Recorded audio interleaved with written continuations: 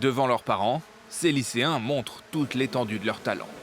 Dans le cadre de leur bac pro, ils ont appris à manier des drones, mais surtout à les construire et à en exploiter tout le potentiel. Oui, je vais le monter de A à Z. Et pour comprendre comment est-ce qu'on doit construire un drone, quel matériel on utilise, quel moteur on utilise, quelle batterie, etc.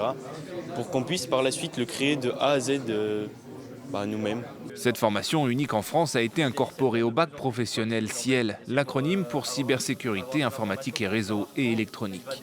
Selon le proviseur du lycée Louis Weiss, le secteur est très porteur et intéresse de plus en plus d'étudiants. Et le fait d'être passé sur ce bac pro ciel avec cette coloration dronautique a recréé un véritable regain d'intérêt sur cette filière où maintenant nous remplissons chaque année depuis 2 ans et on doit même refuser en début d'année des élèves à l'inscription. Il faut dire que les débouchés d'une telle formation sont nombreux. Les drones peuvent servir au secteur de l'industrie, de l'agriculture, mais aussi militaire. L'armée de l'air et de l'espace a d'ailleurs noué un partenariat avec l'établissement. C'est impressionnant, c'est génial. Les drones, on sait que c'est quelque chose qui est en plein essor.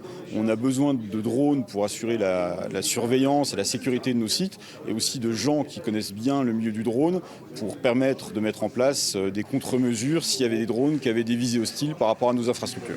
Certains élèves se prédestinent déjà à une carrière militaire. L'armée de terre disposait de 3000 drones au début de l'année. Elle en aura 15 000 fin 2026.